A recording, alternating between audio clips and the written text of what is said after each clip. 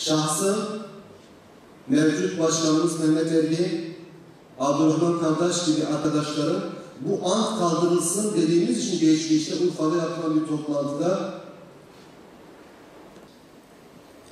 Şimdi bu durumdan bugünlere geldik. O açıdan kıymetini bileceğiz. Bize helal ediniz, biraz uzattım galiba. Şimdi arkadaşlar, değerli delegasyon, değerli misafirler. Eğitim bilsen, medeniyet ve irfan havzamızın tertemiz kaynaklarından beslenen şair, yazar, mütefekkir ve Kudüs aşığı Mehmet Akif İnan ve dava arkadaşlarının samimi, fedakar öncülüğüyle mesleki dayanışma ve eğitim meselelerine çözüm arayışlarının yanı sıra medeniyetimizin unutturulmak istenen değerlerini tekrar canlandırmak amacıyla kurulmuştur.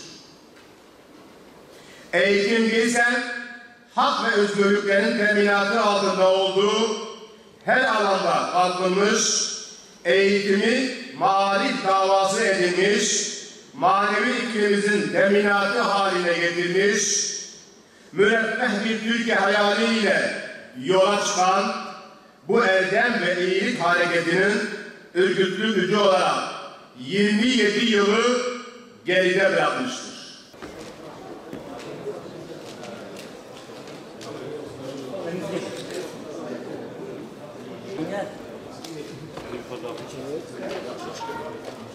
Buraya bakıyoruz.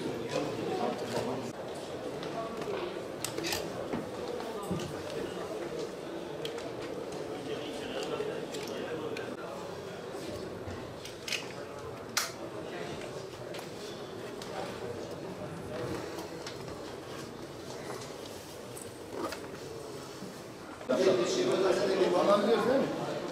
Şeyimi sen de alabilirsin. İmzalı al gel. 2 kişi var. Geri alalım biraz. Onu alalım, şunu al.